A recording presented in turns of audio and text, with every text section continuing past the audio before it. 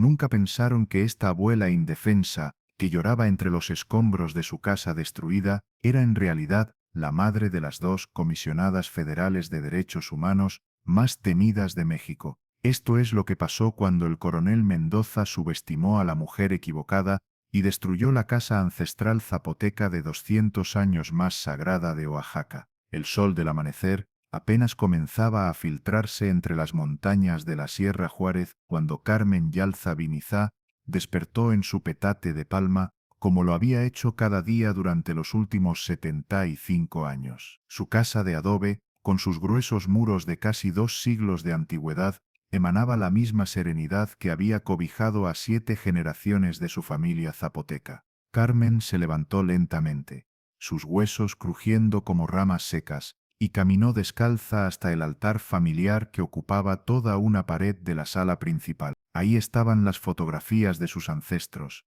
desde su tatarabuela Soledad hasta su difunto esposo Aurelio, todos mirándola con ojos que habían visto la revolución, las sequías, las promesas incumplidas de políticos y la resistencia silenciosa de un pueblo que nunca se rindió. Pero lo que Carmen no sabía era que esta sería la última mañana que despertaría en la casa donde había nacido. A las 7 de la mañana, el rugido de motores diésel quebró la paz ancestral del valle. Una convoy de vehículos militares subía por el camino serpenteante hacia la comunidad de Yahuiche, 3 camiones del ejército, 2 bulldozers y una camioneta negra con placas gubernamentales. Al frente del convoy iba el coronel Ricardo Mendoza Vega, un hombre de 52 años con bigote gris, y la arrogancia de quien había convertido su uniforme en una licencia para el enriquecimiento personal. Durante los últimos 3 años, había estado desarrollando proyectos militares de seguridad nacional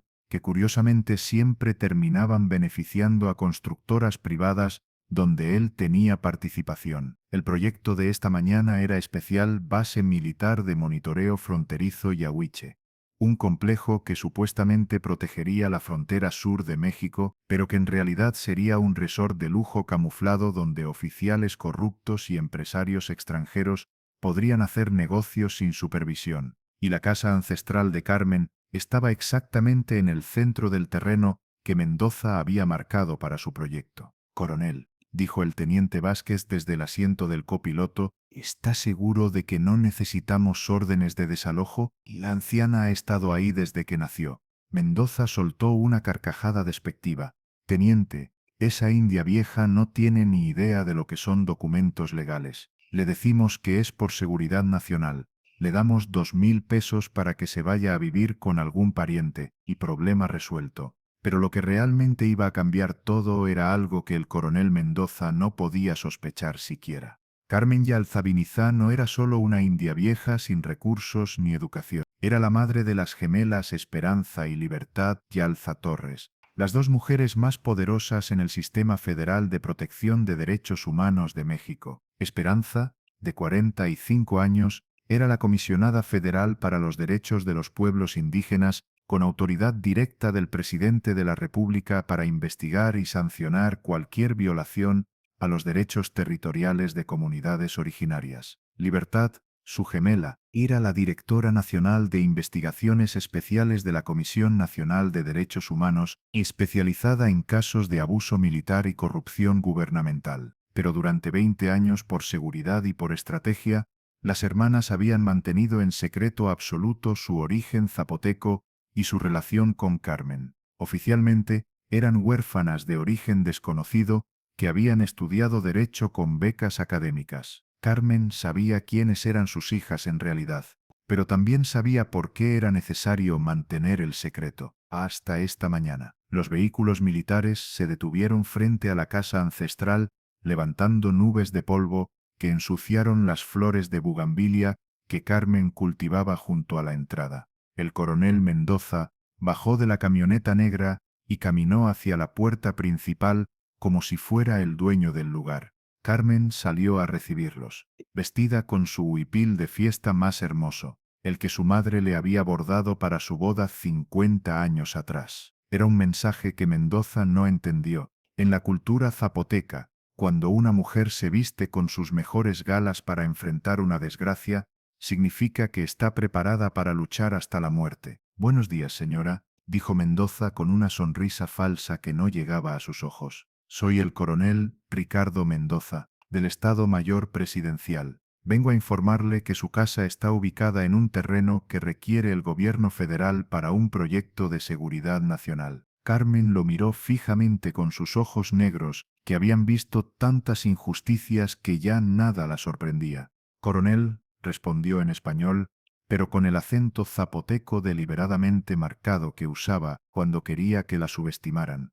Esta casa pertenece a mi familia, desde antes de que naciera México. Aquí nacieron mis abuelos, mis padres, mis hijas. Aquí están enterrados nuestros ancestros. Señora, con todo respeto, pero usted no entiende la situación.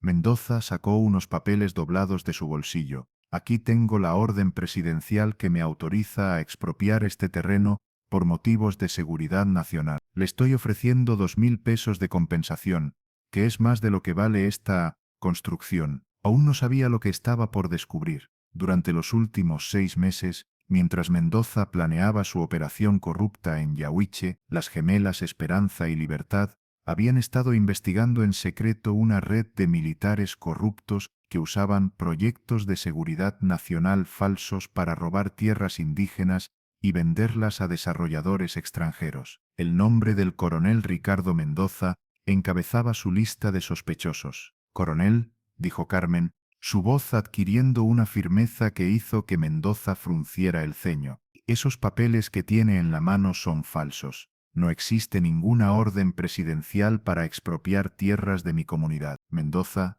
se sorprendió. La forma en que Carmen analizaba los documentos legales no encajaba con la imagen de india ignorante que él había asumido. «¿Cómo se atreve a cuestionar documentos oficiales del gobierno federal?», gritó, perdiendo la compostura. «Usted no sabe ni leer». «Sé leer perfectamente, coronel, y estos documentos no tienen los sellos correctos. Las firmas no coinciden con las oficiales, y el papel es de mala calidad», respondió Carmen con tranquilidad absoluta. El teniente Vázquez se acercó al coronel. «Señor, tal vez deberíamos...» «Silencio», rugió Mendoza. «Esta india pretenciosa necesita aprender que cuando el ejército habla, la gente obedece». Hizo una señal a los operadores de las máquinas. «Derriben esta choza, toda, que no quede ni una piedra». Carmen se quedó inmóvil frente a la puerta de su casa. «Coronel, por favor, esta casa tiene 200 años. Aquí está la historia de mi pueblo». «Su pueblo ya no existe», gritó Mendoza. «Ahora esto es territorio del gobierno federal». Las máquinas se pusieron en marcha. El primer bulldozer embistió contra la pared este de la casa, la que daba al huerto donde Carmen cultivaba hierbas medicinales que había heredado de su bisabuela. El ruido del adobe antiguo desmoronándose era como un grito de dolor que se extendía por todo el valle. «Pero espera, este detalle no puedes perdértelo».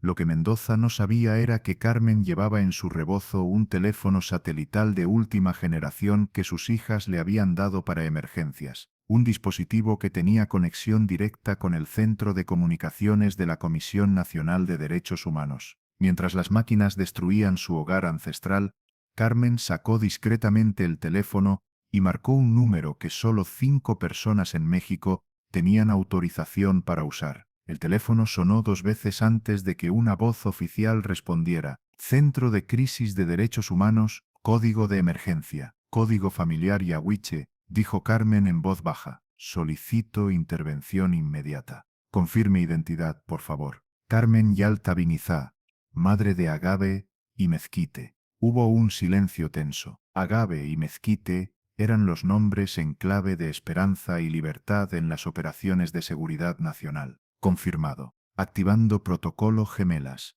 ETA 15 minutos». Mientras las máquinas seguían destruyendo su casa, Carmen se sentó en una piedra ceremonial que había estado en el patio durante cientos de años. Las lágrimas corrían por sus mejillas arrugadas, pero no eran lágrimas de derrota. Eran lágrimas de una madre que sabía que había llegado el momento de que sus hijas dejaran de esconder quiénes eran realmente. El coronel Mendoza observaba la destrucción con satisfacción. En su mente ya estaba calculando las ganancias del resort que construiría en ese terreno. «Teniente», le dijo a Vázquez, Cuando terminen de limpiar esto, quiero que pongan cercos en todo el perímetro. Mañana llegan los topógrafos extranjeros. ¿Topógrafos extranjeros, coronel? Japoneses. Muy interesados en proyectos de ecoturismo en zonas estratégicas. Justo en este momento todo tomó un giro inesperado. Un rugido ensordecedor llenó el cielo sobre Yawiche. No era el sonido de las máquinas destructoras, era el sonido de helicópteros militares de alto rango. Dos Black Hawk del Estado Mayor Presidencial aparecieron sobre la cresta de la montaña, volando en formación de combate. Detrás de ellos venían tres helicópteros más pequeños con las insignias de la Comisión Nacional de Derechos Humanos. Mendoza palideció. Los Black Hawk del Estado Mayor solo se usaban para operaciones presidenciales o para arrestos de alta prioridad nacional. Coronel, gritó el teniente Vázquez por encima del ruido de las turbinas. ¡Esos no son nuestros helicópteros! Los 5 helicópteros aterrizaron simultáneamente en el valle, levantando nubes de polvo que oscurecieron temporalmente todo el área. Cuando el polvo se asentó, Carmen vio algo que la hizo sonreír por primera vez en toda la mañana. Del primer Black Hawk bajaron 2 mujeres idénticas vestidas con trajes sastre negros y chalecos antibalas con las insignias de la Comisión Nacional de Derechos Humanos. Sus rostros eran exactamente iguales, la misma nariz recta, los mismos pómulos altos, los mismos ojos negros intensos que habían heredado de Carmen. Esperanza y Libertad y Alta Torres habían llegado. Del segundo Black Hawk bajó un hombre alto de unos 40 años, vestido de civil pero con la postura militar de alguien acostumbrado al mando. Era el general prosecutor federal para crímenes contra pueblos originarios, directamente enviado por el presidente de la República. De los otros helicópteros bajaron 12 agentes federales armados, 6 técnicos forenses y un equipo de camarógrafos oficiales que comenzaron inmediatamente a documentar la destrucción. Esperanza caminó directamente hacia Carmen, se arrodilló frente a ella y le habló en zapoteco puro. Huelabe, Dani que Guendanabaani neguela de Xiña ya. Madre, llegué para protegerte y defender nuestra tierra. Carmen puso sus manos arrugadas en las mejillas de su hija y respondió en el mismo idioma. Bico manie, neguiche ka biche. Ya llegaron, ahora pueden ser ustedes mismas. El coronel Mendoza observaba la escena sin entender lo que estaba pasando, pero con una sensación creciente de pánico en el estómago. ¿Quiénes son ustedes?, gritó, acercándose con la mano en la pistola. Libertad se incorporó y se dirigió a él con una voz helada que habría congelado la sangre de cualquier criminal. Coronel Ricardo Mendoza Vega.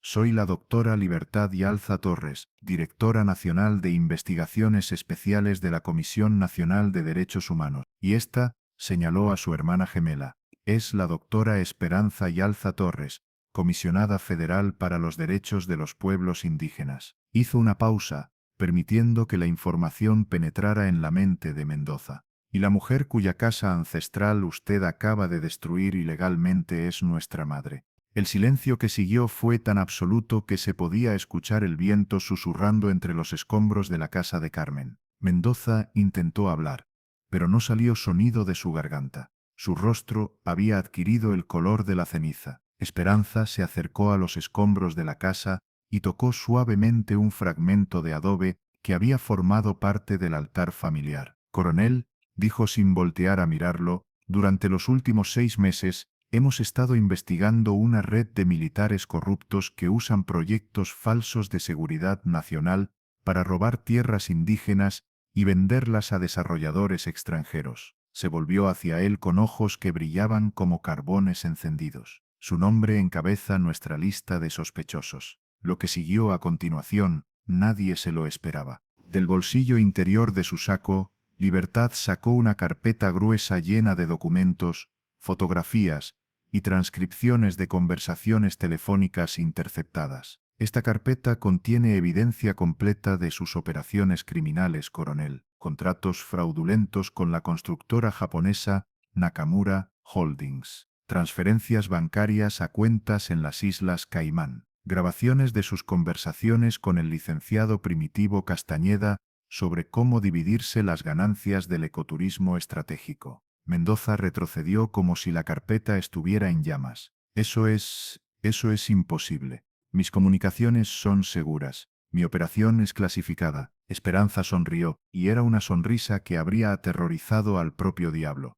Coronel, desde el momento en que pisó territorio indígena con intenciones criminales, cada llamada que hizo, cada documento que falsificó, cada soborno que pagó, fue monitoreado por nuestro sistema de inteligencia especializado en crímenes contra pueblos originarios. Sacó un radio de comunicación militar y habló con la autoridad de alguien que reportaba directamente al presidente. Control Federal, aquí comisionada y alza. Confirmen arresto inmediato de coronel Ricardo Mendoza Vega por violación del artículo 2 constitucional, falsificación de documentos federales y conspiración para defraudar tierras de pueblo originario. La voz que respondió por radio tenía la formalidad del mando supremo. Confirmado, comisionada. Proceda con detención. Procuraduría General preparada para recibir al detenido. Pero aún no había visto la mayor sorpresa que las gemelas tenían preparada. Durante sus 6 meses de investigación,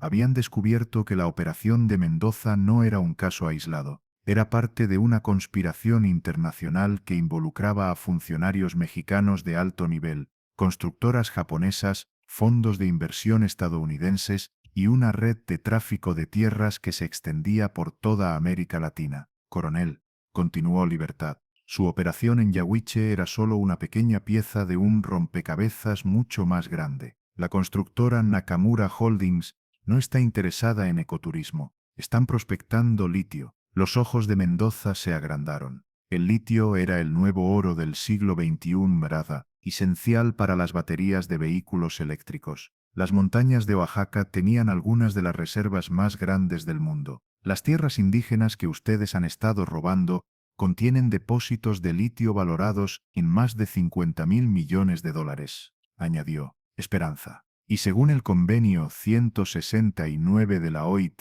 y la Constitución mexicana, esas riquezas pertenecen exclusivamente a los pueblos originarios. Mendoza intentó correr hacia su camioneta, pero 2 agentes federales le bloquearon el paso inmediatamente. Coronel Ricardo Mendoza Vega, anunció uno de los agentes, queda usted detenido por traición a la patria, conspiración internacional y crímenes de lesa humanidad contra pueblos indígenas. Mientras le colocaban las esposas, Mendoza gritó: «Esto es una trampa. Yo tengo órdenes directas del Estado Mayor. Conozco gente muy poderosa. La gente más poderosa del país está aquí presente», respondió el general prosecutor, y acaba de ordenar su arresto. Carmen se acercó lentamente a Mendoza mientras los agentes lo escoltaban hacia el helicóptero. El hombre que una hora antes había destruido su casa ancestral, ahora temblaba como una hoja. «Coronel», le dijo en voz baja, pero con una dignidad que hizo que todos los presentes guardaran silencio. «Usted pensó que destruir mi casa le daría poder sobre mi tierra, pero no entendió algo fundamental. Se acercó más, hasta que estuvo cara a cara con él. Esta tierra no es mía. Yo soy de esta tierra, y mis hijas», miró a Esperanza y Libertad con orgullo infinito. «Mis hijas son las guardianas de todas las tierras indígenas de México». Mientras Mendoza era subido al helicóptero, Carmen caminó entre los escombros de su casa destruida. Cada fragmento de adobe, cada viga de madera rota, cada piedra del altar ancestral contaba la historia de 200 años de resistencia zapoteca. Esperanza se acercó a ella. «Yelabe, perdóname. Si hubiéramos actuado más rápido», Carmen tomó las manos de su hija entre las suyas. «Viniza, y de Kisi, que Ciaani, Guelabe, que Gwenda Diitza». «Hija, esto tenía que pasar. La tierra nos está hablando». Libertad se unió a ellas. Por primera vez en 20 años, las 3 mujeres se abrazaron sin esconder quiénes eran realmente. «¿Qué significa eso que dijo mamá?», preguntó uno de los agentes federales al traductor zapoteco que había llegado con el equipo técnico. El traductor, un anciano de la comunidad vecina, sonrió con lágrimas en los ojos. «Dice que la destrucción de su casa era necesaria, porque la tierra necesitaba que sus hijas dejaran de esconderse, que era el momento de que el mundo supiera que los zapotecos tenemos nuestras propias guardianas en el gobierno federal». En las siguientes 4 horas, mientras los equipos forenses documentaban evidencia y los técnicos excavaban fragmentos de la casa ancestral que servirían como prueba del crimen, algo extraordinario comenzó a suceder. La noticia de que las gemelas Yalta Torres eran hijas de una familia zapoteca se extendió como fuego por todo México. Periodistas de todos los medios nacionales e internacionales comenzaron a llegar a Yahuiche. Líderes indígenas de todo el país empezaron a organizar caravanas de solidaridad. Pero más importante, cientos de familias indígenas que habían perdido sus tierras en proyectos de desarrollo durante los últimos años comenzaron a llamar a las oficinas de la Comisión Nacional de Derechos Humanos para reportar casos similares. Para las 6 de la tarde, Esperanza y Libertad tenían documentadas más de 300 denuncias de despojo de tierras indígenas en operaciones idénticas a la de Mendoza. Hermana, le dijo Esperanza a Libertad mientras coordinaban las investigaciones desde el campamento temporal que habían establecido en Yahuiche, esto no era solo sobre la casa de mamá. Era sobre demostrar que ya no vamos a permitir que nos roben nuestras tierras en silencio. Libertad asintió, revisando un mapa donde marcaba todas las ubicaciones de los despojos reportados. Mira esto, señaló el mapa. Todas estas tierras robadas forman un corredor perfecto para extraer litio desde Oaxaca hasta los puertos del Pacífico. No estaban robando propiedades aisladas. Estaban robando una ruta comercial completa. Pero lo que realmente iba a cambiar el panorama nacional era lo que Carmen les dijo a sus hijas esa noche, mientras se sentaban alrededor de una fogata encendida en el lugar exacto donde había estado la cocina de su casa ancestral. Viniza, les dijo en zapoteco, "During 20 years, you protected your secret to protect me. Now it's time for me to protect our people by sharing our secret with the world." Se puso de pie lentamente y caminó hacia las cámaras de televisión que habían estado documentando todo el día. Los reporteros se acercaron respetuosamente. Carmen les habló en español, pero con la dignidad de una reina zapoteca. Mi nombre es Carmen Yalza Viniza. Estas son mis hijas, Esperanza y Libertad. Durante 20 años, ellas trabajaron en secreto para proteger a todos los pueblos indígenas de México. Hoy, destruyeron mi casa, pero despertaron a mis hijas. Hizo una pausa, mirando directamente a las cámaras. A todos los políticos corruptos, a todas las empresas extranjeras que creen que pueden robarnos nuestras tierras, mis hijas ya no se van a esconder, y nosotros ya no vamos a permitir que nos quiten lo que es nuestro. Las palabras de Carmen fueron transmitidas en vivo por todas las televisoras de México y retransmitidas por CNN, BBC y Univisión a toda América Latina. En menos de 24 horas, el hashtag COP Tierras Indígenas no se tocan se había vuelto trending topic mundial. Organizaciones de derechos humanos de 40 países enviaron comunicados de apoyo. El presidente de la República convocó una reunión de emergencia del Consejo de Seguridad Nacional, pero lo más importante sucedió al amanecer del día siguiente.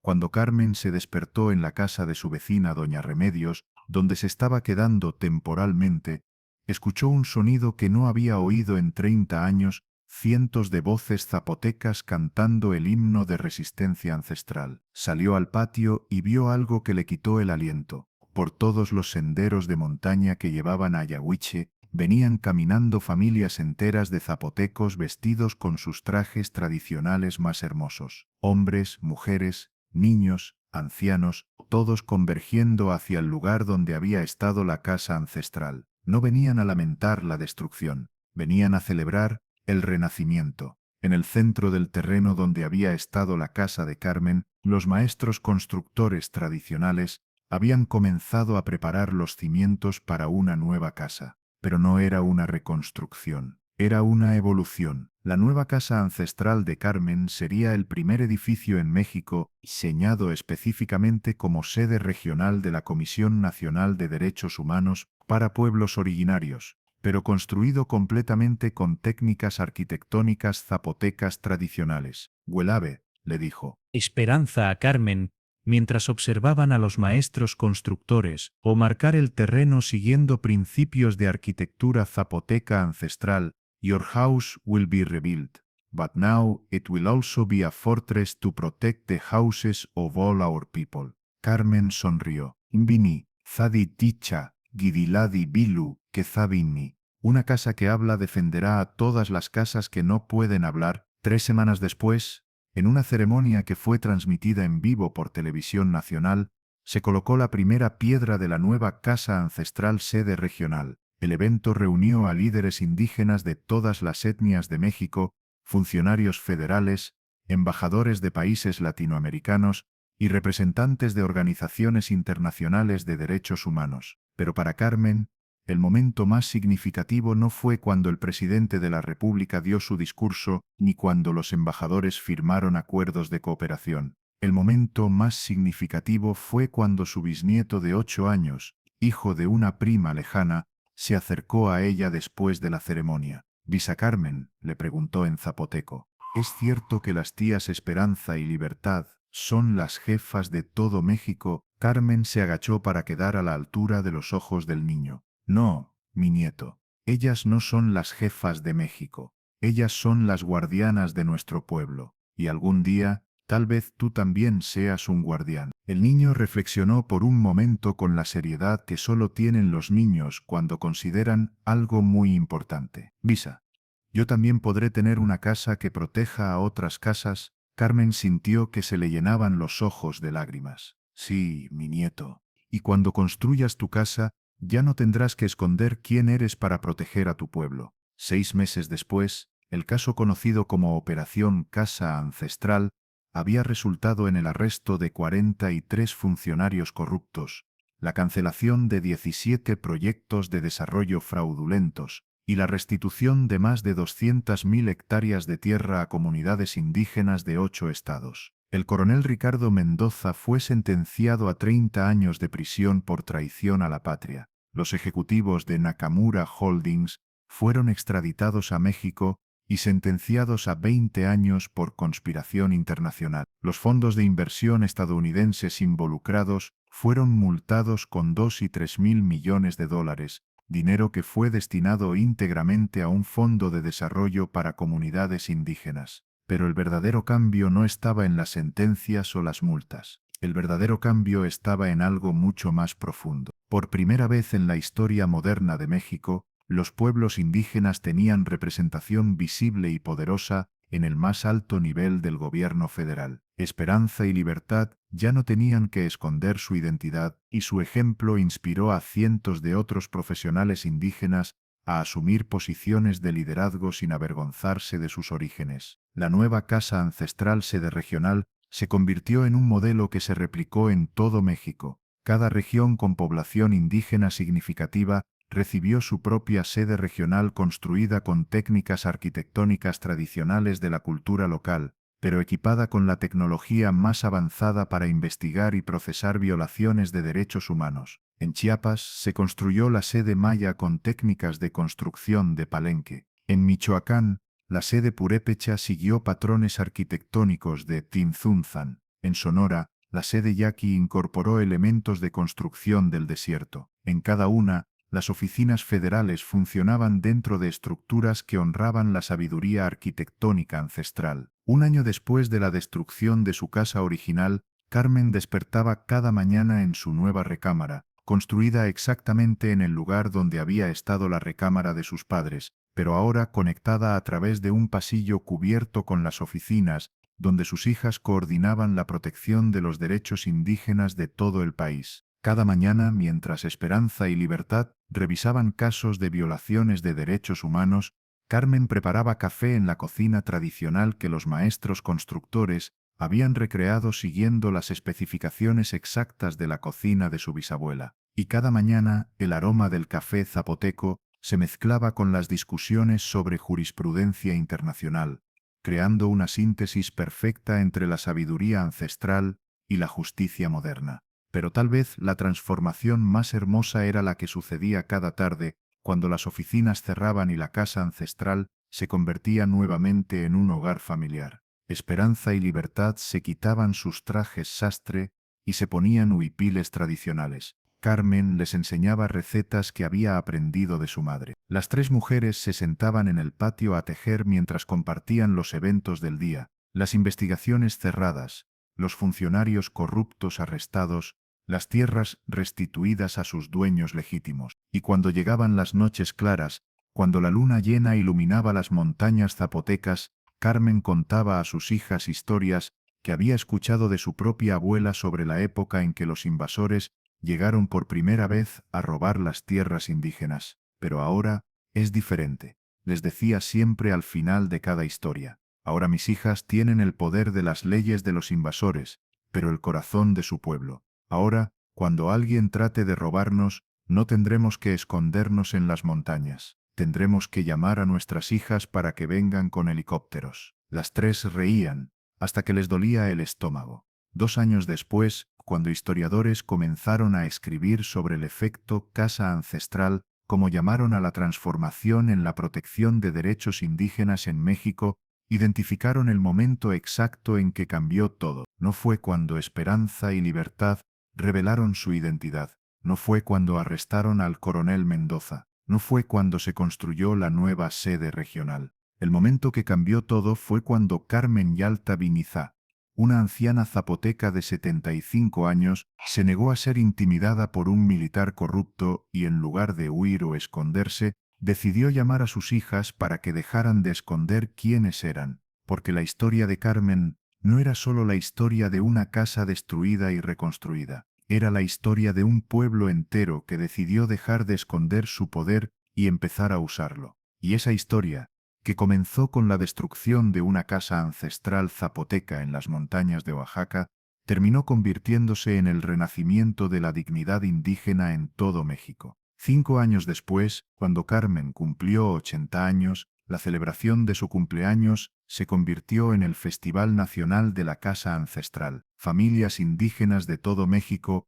peregrinaban a Yahuiche para honrar a la mujer que había enseñado a todo un país que destruir una casa ancestral no era una victoria para los corruptos, era el despertar de las guardianas. Durante la ceremonia de su cumpleaños, un niño mixteco de 9 años se acercó a Carmen con una pregunta. Abuela Carmen, le dijo en español mezclado con frases mixtecas, mi maestra dice que usted es la mujer más valiente de México. ¿Es cierto? Carmen lo miró con ternura infinita. No, mi nieto. Yo no soy valiente. Solo soy una madre que nunca permitió que sus hijas tuvieran miedo de ser ellas mismas. El niño reflexionó por un momento. ¿Y qué pasa si yo quiero ser como las tías Esperanza y Libertad cuando sea grande? Entonces estudias mucho, aprendes bien el español y las leyes de México, pero nunca olvides tu lengua materna ni las enseñanzas de tus abuelos, respondió Carmen. Y cuando seas grande,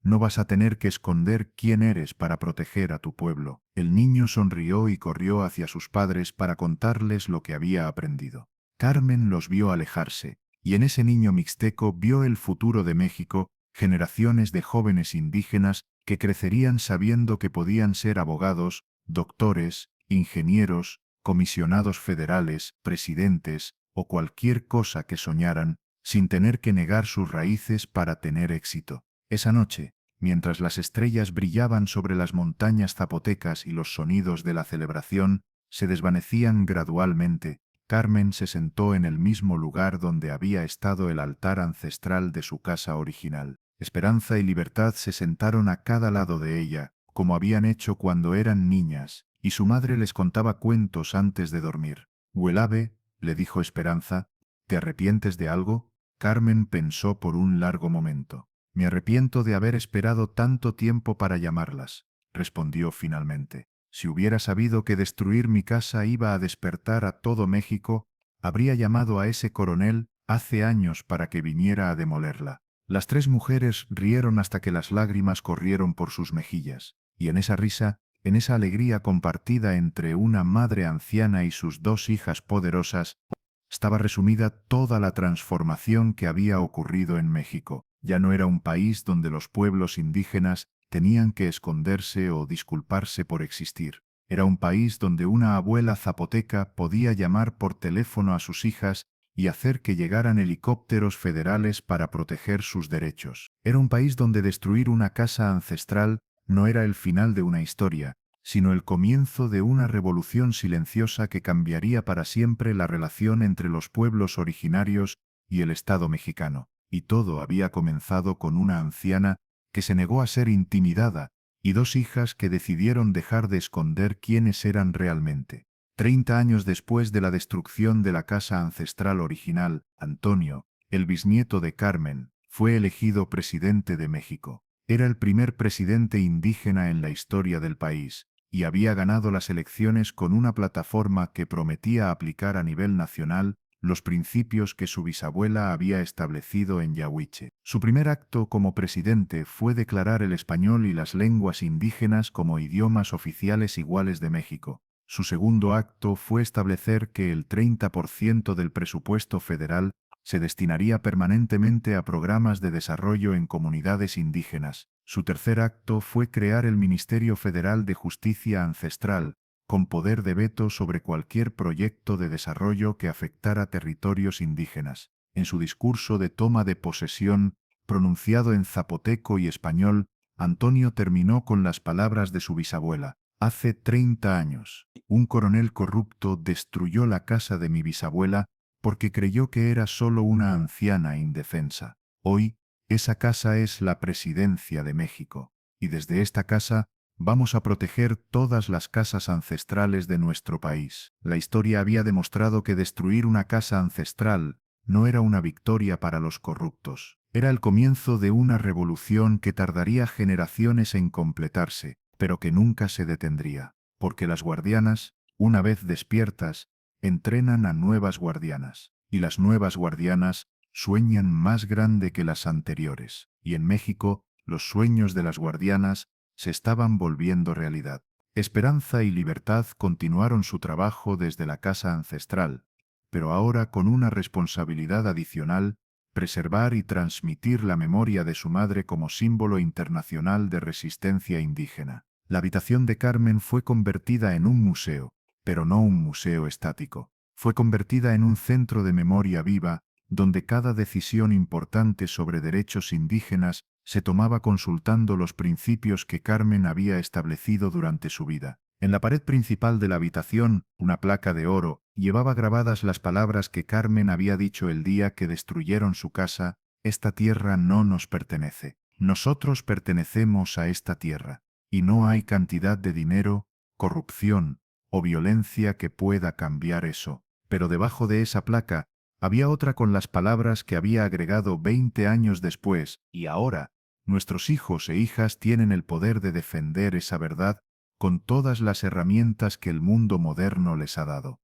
Carmen murió tranquilamente un martes por la mañana, 3 meses después de su cumpleaños número 96, en la misma cama donde había nacido, en la misma casa ancestral que había sido destruida y reconstruida como símbolo de resistencia indígena. Murió como había vivido, rodeada de familia, en su tierra ancestral, y sabiendo que había cumplido con su propósito. Sus últimas palabras fueron en zapoteco, dirigidas a sus hijas: Vicaana Cabin ni Zadicha, que Zabin ni Gubicha. Cuiden a la gente que habla por la gente que no puede hablar. El funeral de Carmen se convirtió en el evento más grande en la historia de Oaxaca. Presidentes de 12 países asistieron. Líderes indígenas de todos los continentes viajaron para rendir homenaje. La ONU declaró 3 días de duelo internacional. Pero la ceremonia más significativa no fue la oficial, fue la ceremonia zapoteca tradicional, donde el pueblo completo de Yahuiche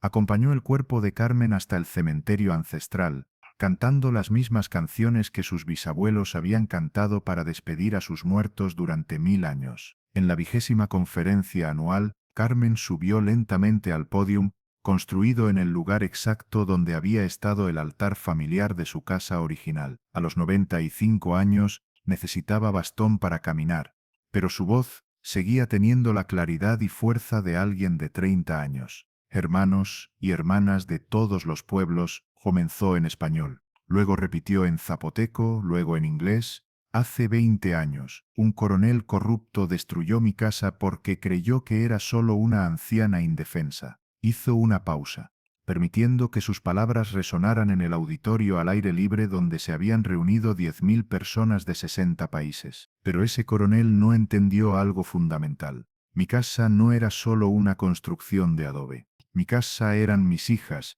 y mis hijas no estaban en esas paredes de adobe. Mis hijas estaban en las oficinas federales de México, esperando la llamada que las trajera a casa. Los aplausos fueron ensordecedores. Hoy, 20 años después, nuestra casa se ha vuelto tan grande que incluye las casas de todos ustedes, porque todos ustedes son mis hijos e hijas adoptivos. Todos ustedes son guardianes de sus propios pueblos, y todos ustedes saben que cuando alguien amenace su casa ancestral, pueden hacer una llamada telefónica y sus hermanos y hermanas van a venir volando a ayudarlos. Se dirigió directamente a las cámaras que transmitían la conferencia en vivo a todo el mundo, a todos los políticos corruptos, a todas las empresas que creen que pueden robarnos nuestras tierras, a todos los que piensan que somos débiles porque somos ancianos, porque hablamos lenguas ancestrales, porque vestimos ropa tradicional. Ustedes no entienden contra quién se están metiendo. Su voz se volvió más fuerte,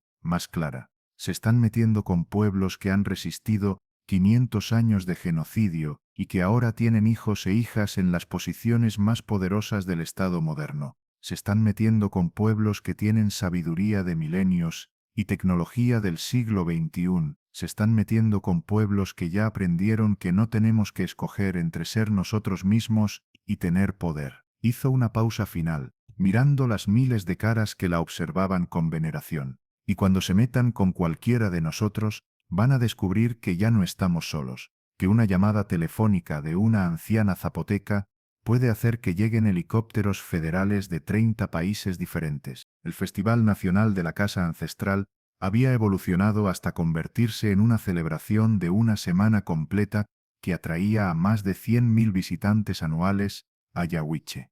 Pero Carmen había insistido en que mantuviera su carácter comunitario y educativo. Cada día del festival se dedicaba a un tema diferente. Lunes, historia de resistencia indígena en América. Martes, tecnologías tradicionales aplicadas a problemas modernos. Miércoles, sistemas legales ancestrales y jurisprudencia contemporánea. Jueves, desarrollo económico sostenible en comunidades indígenas. Viernes, preservación de lenguas ancestrales en contextos globalizados. Sábado, ceremonias tradicionales y espiritualidad ancestral. Domingo, planificación del futuro y transmisión intergeneracional. Pero el evento más esperado cada año era la conferencia de Carmen, donde la anciana zapoteca se dirigía a la audiencia internacional para compartir las lecciones del año anterior y establecer prioridades para el año siguiente. Uno de los desarrollos más innovadores había sido la creación del sistema de alerta temprana Carmen Yalza, una red de comunicación satelital que conectaba comunidades indígenas de toda América Latina con centros de respuesta rápida para violaciones de derechos humanos. El sistema funcionaba de manera simple. Cualquier anciano o anciana de cualquier comunidad indígena podía activar una alerta presionando un botón en un dispositivo que se había distribuido a más de 10.000 comunidades. La alerta llegaba inmediatamente a centros de respuesta en Ciudad de México, Brasilia, Bogotá, La Paz, Quito y Lima, donde equipos especializados tenían autorización para movilizar recursos federales en menos de una hora. En los primeros 10 años de funcionamiento, el sistema había prevenido más de 300 despojos territoriales, había facilitado el arresto de más de 1.000 funcionarios corruptos y había logrado la restitución de más de 2 millones de hectáreas de tierra a sus propietarios ancestrales. El efecto casa ancestral había trascendido a América Latina. En Noruega, el Parlamento Sami había adoptado una versión del sistema de comisionados federales indígenas. En Finlandia, los derechos territoriales de los pueblos árticos habían sido fortalecidos usando jurisprudencia desarrollada a partir del caso de Carmen. En Canadá, las primeras naciones habían logrado establecer un protocolo federal de intervención inmediata inspirado directamente en la llamada telefónica que Carmen había hecho 20 años atrás. En Australia, los líderes aborígenes citaban frecuentemente la frase de Carmen: «Mis hijas no son las jefas de México, ellas son las guardianas de nuestro pueblo»,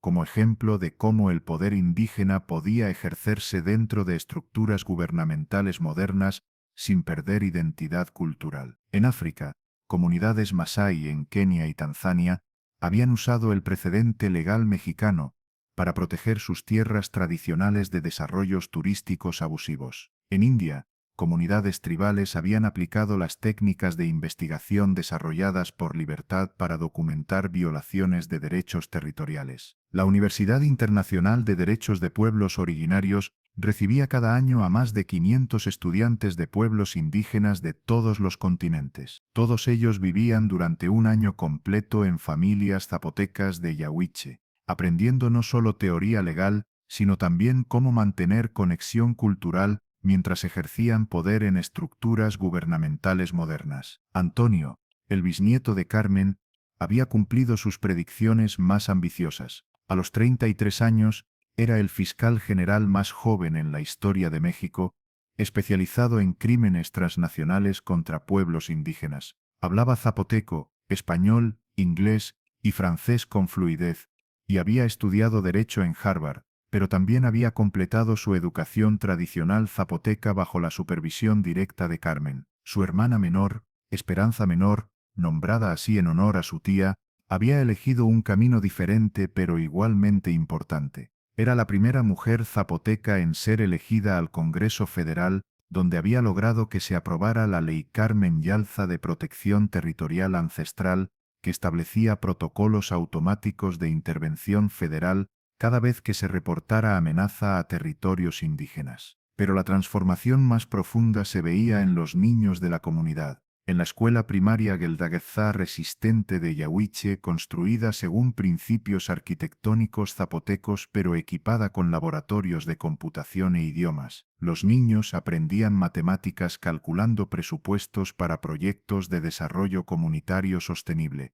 Estudiaban geografía analizando mapas de territorios ancestrales en litigio y practicaban español traduciendo códigos legales zapotecos. Cada niño de la comunidad crecía sabiendo que tenía dos herencias, la sabiduría ancestral de sus abuelos y el poder legal del Estado mexicano moderno. Y lo más importante, crecían sabiendo que esas dos herencias no eran contradictorias, sino complementarias. 20 años después de aquella mañana, cuando el rugido de máquinas destructoras quebró la paz ancestral de Yahuiche, Carmen Yalza Vinizá despertaba cada día en una habitación que ocupaba el mismo espacio donde había dormido durante toda su vida, pero en una casa que se había convertido en el símbolo más poderoso de resistencia indígena en todo el hemisferio occidental. A los 95 años, Carmen conservaba una lucidez que asombraba a médicos y antropólogos. Su memoria contenía no solo los recuerdos de casi un siglo de historia zapoteca, sino también el conocimiento detallado de cada caso de violación de derechos indígenas que sus hijas habían investigado durante 2 décadas. La Casa Ancestral había evolucionado mucho más allá de una sede regional.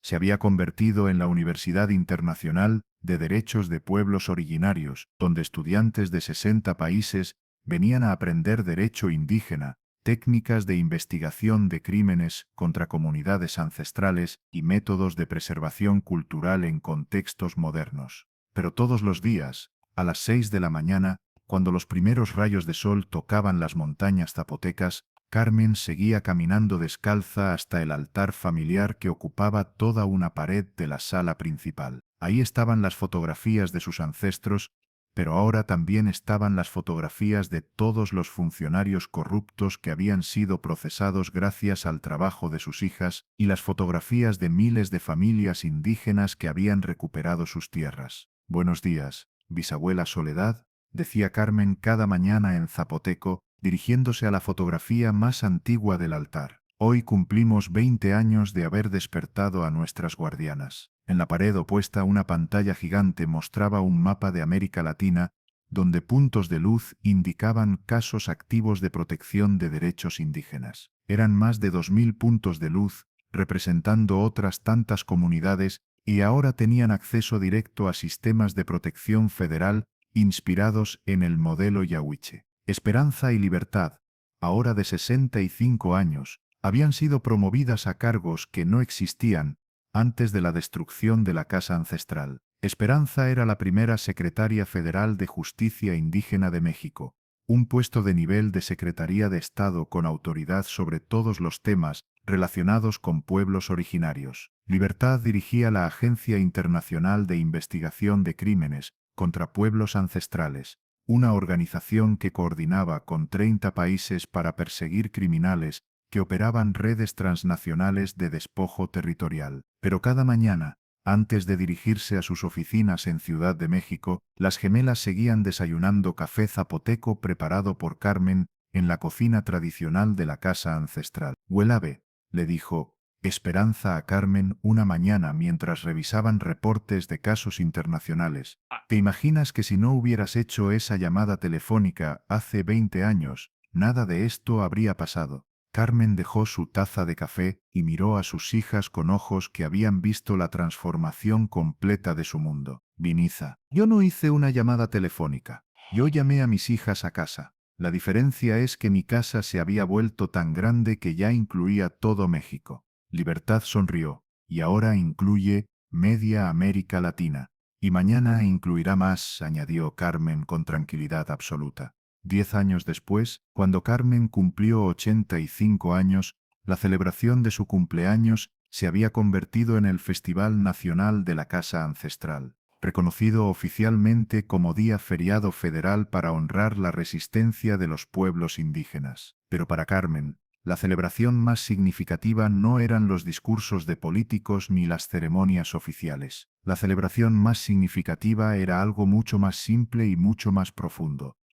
Cada mañana, cuando se levantaba en su casa ancestral reconstruida, escuchaba las voces de sus hijas coordinando la protección de los derechos indígenas de todo México y la voz de su bisnieto estudiando para convertirse en la próxima generación de guardianes legales de su pueblo. La casa que el coronel Mendoza había destruido para robar tierra había resurgido como una fortaleza indestructible para proteger todas las tierras indígenas de México. Y Carmen, la anciana que había parecido indefensa cuando lloraba entre los escombros de su hogar demolido, se había revelado como la mujer más poderosa del país. Una madre que había criado a sus hijas para que fueran lo suficientemente fuertes como para proteger no solo su propia familia, sino todas las familias que no tenían voz para defenderse. La historia había demostrado que destruir una casa ancestral no era una victoria para los corruptos, era el despertar de las guardianas. Y una vez despertadas, las guardianas nunca vuelven a dormir. 5 años después de la destrucción de la casa original, Carmen observaba desde la ventana de su nueva cocina cómo su bisnieto Antonio, ahora de 13 años, hacía sus tareas escolares en el patio central. Pero las tareas de Antonio no eran como las de otros niños mexicanos. Además de matemáticas y ciencias, estudiaba Derecho Constitucional Indígena, aprendía a analizar presupuestos federales para detectar irregularidades y practicaba técnicas de investigación forense. «Visa Carmen», le dijo Antonio en zapoteco perfecto, «la maestra dice que cuando sea grande podré ser comisionado federal como las tías Esperanza y Libertad». «Sí, mi nieto. Pero también podrás ser muchas otras cosas que antes no eran posibles para nuestro pueblo». Carmen se sentó junto a él y señaló una fotografía en la pared que mostraba la graduación de la primera generación de abogados zapotecos entrenados específicamente en derechos indígenas. «Mira, ahí está tu prima Laura, que es la primera jueza federal zapoteca de México. Y ahí está tu primo Miguel, que es el primer secretario de Desarrollo Indígena que habla zapoteco como primera lengua». Antonio estudió las fotografías con ojos brillantes de admiración. «¿Y qué pasaría si alguien tratara de destruir nuestra casa otra vez?». Carmen sonrió con una mezcla de ternura y orgullo feroz. «Entonces ya no tendrían que enfrentar solo a 2 comisionadas. Tendrían que enfrentar a toda una generación de abogados, jueces, fiscales y funcionarios zapotecos. Y todos ellos sabrían exactamente qué hacer».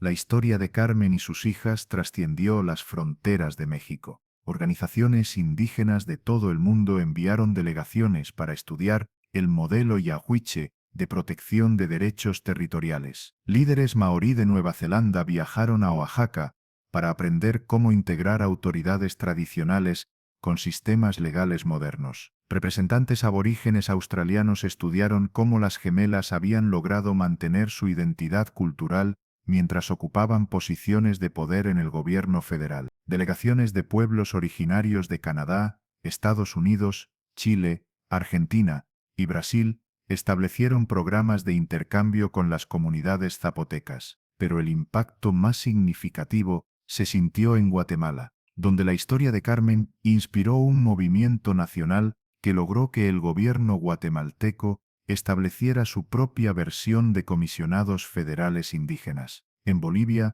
el caso fue citado en una nueva constitución que reconocía el derecho de los pueblos originarios a tener representación directa en el gobierno federal. En Ecuador, Colombia y Perú, organizaciones indígenas usaron el precedente legal mexicano para demandar protección federal para sus territorios ancestrales. La construcción de la nueva casa ancestral se convirtió en un evento nacional. Arquitectos de todo México estudiaron las técnicas zapotecas tradicionales para integrarlas con tecnología moderna de construcción sostenible. Los maestros constructores zapotecos enseñaron a ingenieros de la Universidad Nacional cómo hacer adobe que durara siglos, cómo orientar edificios según calendarios astronómicos ancestrales, cómo crear sistemas de ventilación natural que mantuvieran temperaturas perfectas sin electricidad. Al mismo tiempo, los ingenieros enseñaron a los maestros zapotecos cómo instalar sistemas de comunicación satelital, cómo construir laboratorios forenses para analizar evidencia criminal,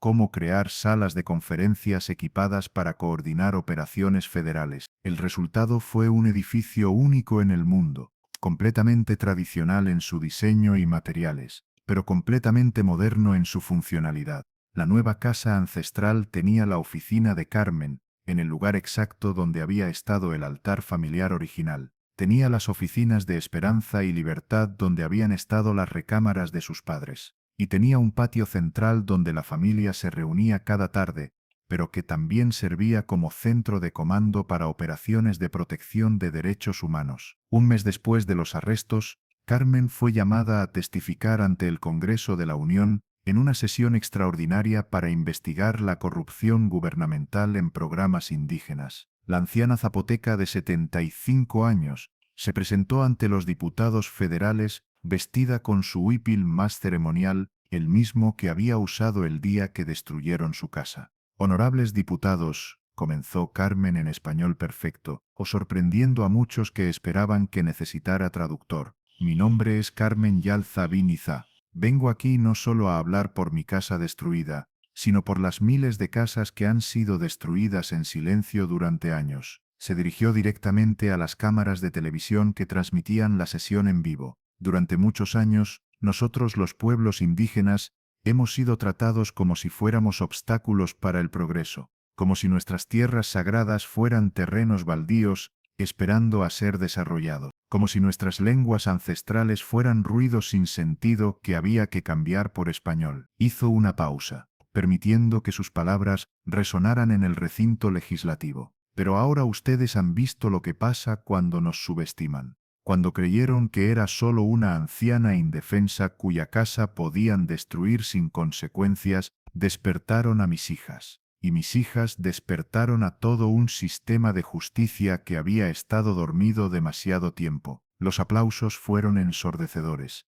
Diputados de todos los partidos políticos se pusieron de pie. Mi mensaje es simple, continuó Carmen cuando el aplauso terminó. Ya no somos víctimas silenciosas, somos ciudadanos mexicanos con derechos constitucionales, y tenemos hijas, hijos, nietos y nietas preparados para defender esos derechos con todas las herramientas que México les ha dado. A las 5 de la mañana del martes siguiente, en una operación coordinada en 8 ciudades diferentes, agentes federales arrestaron simultáneamente a 23 funcionarios corruptos, 12 empresarios mexicanos cómplices y 6 representantes de empresas extranjeras. El secretario de Desarrollo Territorial fue arrestado en su casa de Polanco mientras desayunaba con su familia. El subsecretario de Recursos Naturales fue detenido en el aeropuerto de Cancún cuando intentaba abordar un vuelo privado hacia las Bahamas. El coordinador de programas indígenas fue capturado en una reunión secreta con ejecutivos de Nakamura Holdings, en un hotel de lujo en Puerto Vallarta. Pero los arrestos más dramáticos fueron los de los militares involucrados en la red.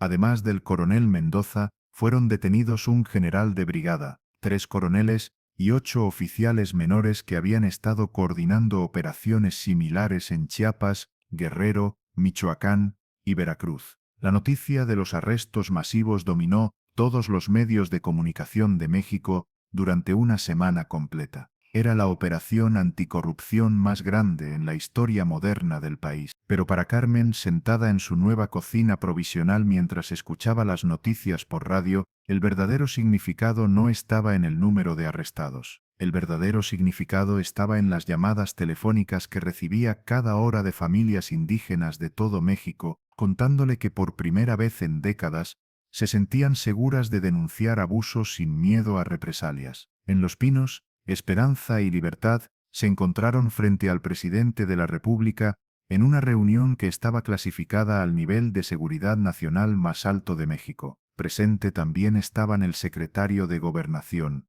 el Procurador General de la República, el director del Centro de Investigación y Seguridad Nacional, y 3 asesores presidenciales especializados en crisis gubernamentales. Comisionadas y alza, comenzó el presidente después de revisar un resumen preliminar del caso. Las evidencias que han presentado sugieren infiltración de agentes extranjeros en el gabinete federal. Esto constituye una amenaza directa a la seguridad nacional. Libertad abrió una de las maletas de evidencia y sacó un folder marcado con sellos de ultra secreto. Señor presidente, hemos identificado a 3 funcionarios de nivel secretarial que han estado recibiendo pagos directos de consorcios extranjeros a cambio de información sobre tierras indígenas con recursos estratégicos. Colocó fotografías sobre la mesa presidencial. Eran imágenes de reuniones secretas, transferencias bancarias, documentos firmados en restaurantes de lujo. El secretario de Desarrollo Territorial, el subsecretario de Recursos Naturales y el coordinador de programas indígenas han estado operando como una célula de espionaje económico durante los últimos 4 años. El presidente miró las fotografías con expresión grave. Reconocía a los 3 hombres. Los había nombrado personalmente en sus cargos, confiando en recomendaciones que ahora se revelaban como parte de la conspiración. ¿Cuánto dinero está involucrado?, preguntó. Esperanza abrió una laptop y mostró gráficos financieros complejos. Según nuestros analistas, la operación ha generado ganancias de más de $8.000 millones para los consorcios extranjeros. Los recursos robados incluyen litio, tierras raras, maderas preciosas, agua de manantiales naturales y derechos de paso para infraestructura comercial. Y el daño a las comunidades indígenas. Más de 120.000 personas desplazadas de sus tierras ancestrales, 53 lenguas indígenas en peligro crítico de extinción debido a la migración forzada. Destrucción de 42 sitios ceremoniales de importancia milenaria. El silencio en la sala presidencial era absoluto. El procurador general fue el primero en hablar. Comisionadas, ¿qué necesitan para proceder con los arrestos? Autorización presidencial para activar el Protocolo de Seguridad Nacional para Crímenes contra la Soberanía, respondió Libertad.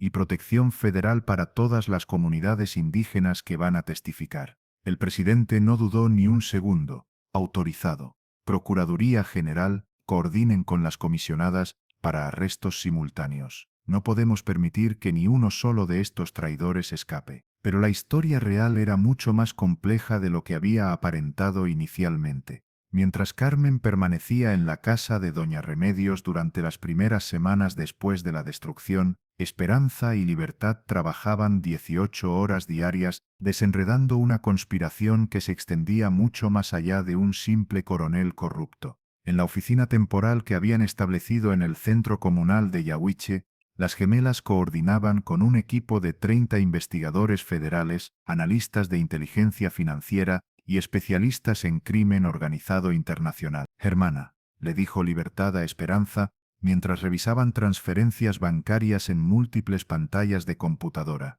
Mira esto. Los pagos a Mendoza no venían solo de Nakamura Holdings. Señaló una serie de transacciones que aparecían destacadas en rojo en su análisis financiero. ¿Ves estos números? Fondos de inversión de las Islas Vírgenes Británicas, empresas fantasma en Panamá, cuentas cifradas en Suiza. Esta operación tenía financiamiento de al menos 12 países diferentes. Esperanza se acercó a la pantalla, sus ojos escaneando los datos con la precisión de alguien que había pasado años rastreando dinero corrupto. Y mira las fechas. Los primeros depósitos comenzaron hace 3 años. exactamente cuando el gobierno federal anunció el Programa de Desarrollo de Zonas Estratégicas para Comunidades Indígenas. Lo que significa, Libertad hizo una pausa mientras las implicaciones se asentaban en su mente. Lo que significa que alguien en el gobierno federal les pasó información clasificada sobre qué tierras indígenas iban a ser desarrolladas antes de que se anunciara públicamente el programa. Las hermanas se miraron con una mezcla de horror y determinación.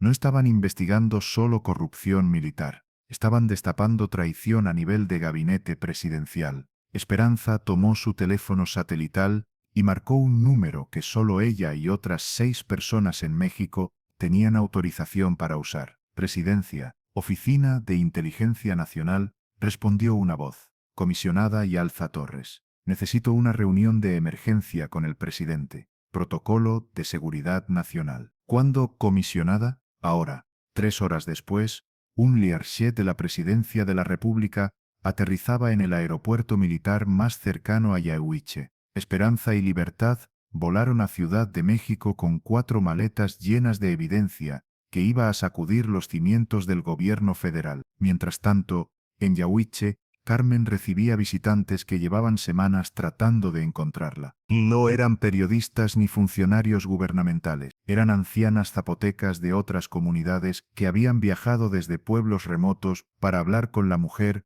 cuya casa había despertado a todo México. Hermana Carmen, le dijo doña Petrona, una anciana de 93 años que había caminado 2 días desde su pueblo en la sierra. Vengo a contarte lo que pasó en mi comunidad hace 5 años. Carmen le ofreció café y se sentó junto a ella en el patio de doña Remedios. Hermana, cuenta. Llegaron soldados diciendo que iban a construir una carretera para conectar nuestro pueblo con la ciudad. Nos dijeron que era progreso, que nuestros hijos podrían estudiar, que los enfermos podrían llegar al hospital más rápido. Doña Petrona hizo una pausa para tomar un sorbo de café, pero cuando terminaron la carretera, no era para nosotros. Era para que camiones grandes sacaran la madera de nuestro bosque sagrado. Toda la madera se la llevaron a empresas japonesas en Acapulco. Carmen sintió que la historia de doña Petrona era idéntica a lo que había pasado en su propia comunidad, solo que 5 años antes. ¿Y qué pasó con tu pueblo, hermana? La mitad de las familias se tuvieron que ir a trabajar a las ciudades. Los jóvenes ya no hablan zapoteco. El bosque sagrado está vacío. Las ceremonias ya no se pueden hacer porque cortaron los árboles donde vivían los espíritus de nuestros ancestros. Durante los siguientes días, Carmen recibió a más de 50 ancianas de diferentes comunidades zapotecas, mixtecos, mayas y otomíes. Todas tenían historias similares, proyectos gubernamentales que prometían desarrollo pero que terminaban despojando a las comunidades de sus recursos naturales. Carmen comenzó a entender que la destrucción de su casa no había sido un incidente aislado, había sido parte de un patrón sistemático que llevaba años funcionando en silencio. 10 años después de aquella mañana, cuando el coronel Mendoza destruyó la casa ancestral de Carmen, México se había convertido en el primer país del mundo en reconocer constitucionalmente el derecho de los pueblos indígenas a tener representación federal directa e inmediata para la protección de sus territorios. El protocolo Casa Ancestral se había expandido internacionalmente. Guatemala, Bolivia, Ecuador y Colombia habían adoptado versiones similares del sistema. Organizaciones de derechos humanos de Australia, Canadá y Nueva Zelanda estudiaban el modelo mexicano para aplicarlo en la protección de sus propios pueblos originarios. Carmen, a los 85 años, se había convertido en una figura internacional, invitada a hablar en la ONU, recibida por papas y presidentes, homenajeada por universidades de todo el mundo. Pero ella seguía viviendo en la misma casa ancestral de Yahuiche, despertándose cada mañana en la misma recámara donde habían dormido sus ancestros, preparando café en la misma cocina donde su bisabuela había criado a 7 hijos. La diferencia era que ahora, cada mañana cuando se levantaba, escuchaba a sus hijas coordinando la protección de los derechos indígenas de todo un continente. Y cada noche, cuando las estrellas aparecían sobre las montañas zapotecas, Carmen daba gracias a sus ancestros por haberle enseñado que a veces, para salvar una casa, hay que permitir que la destruyan, porque la casa que surge de las cenizas siempre es más fuerte que la casa que nunca fue probada. y la casa ancestral de Carmen Yalza Binizá, construida sobre los cimientos de 200 años de resistencia zapoteca y fortalecida con la justicia federal mexicana, había demostrado ser indestructible, no porque fuera imposible de derribar, sino porque cada vez que alguien intentara destruirla, 2 helicópteros federales llegarían inmediatamente con las comisionadas más temidas de México, y esas comisionadas no eran extrañas venidas de la capital, eran las hijas de la casa. La historia había terminado siendo mucho más simple de lo que parecía al principio, una madre que crió a sus hijas para que fueran lo suficientemente fuertes como para proteger no solo su hogar, sino el hogar de todos los pueblos que no tenían voz para defenderse. Y cuando llegó el momento de la prueba definitiva, cuando los poderosos intentaron destruir lo que era sagrado, esa madre no tuvo que pelear sola, solo tuvo que hacer una llamada telefónica, y sus hijas vinieron volando a casa.